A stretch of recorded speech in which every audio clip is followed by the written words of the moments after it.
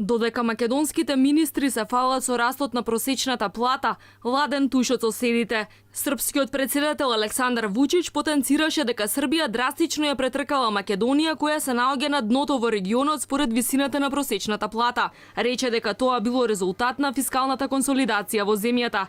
Инаку според најновите податоци, просечната плата во Србија изнесува 424 евра, односно повисока е за 26 евра од македонската, која е на ниво од 398 евра. Данас околу 400. Денешната просечна плата изнесува околу 424 евра. Ако ја споредите со 2002 година, кога просечната плата во Хрватска изнесуваше околу 700 евра, а во Србија само 146, драстично ја намаливме разликата. Наскоро просечната плата во Србија ќе изнесува околу 465 евра. Ние ја намалуваме разликата на другите земји во регионот, не само во пропорција, туку и во апсолутни бројки. Ги надминавме Бугарија, Босна и Херцеговина, а зад нас се Албанија и Македонија. Ке видиме дали ќе ги надминеме и другите. Следуваат Романија и Унгарија. Од друга страна, македонските министри за финансии и за труд и социјална политика не пропуштија да се пофалат дека растот на просечната плата е резултат на напорите на оваа влада. За потсетување, нето платата почна да расте позначително откако во 2012 година се воведе минималната плата во земјава. Растот на платите е приоритет на владата. Просечната нето плата порасна за 7,1% во мај во споредба со истиот месец претходната година.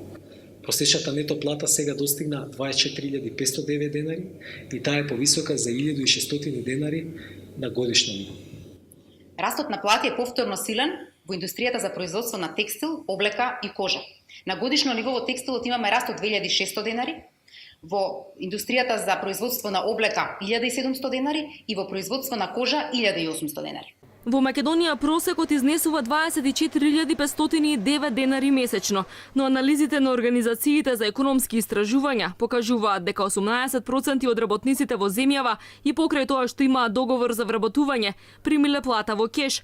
Реално просекот го билдаат оние со највисоки примања, односно оние 1,4% од работниците кои земаат над 40.000 денари, но 80% од македонците земаат плата под 20.000 денари, а дури половина од работниците се на минималец. Дополнително, секој четврти вработен работи прекувремено, најчесто без надокнада, а само 17% од работниците можат да ги задоволат месечните потреби.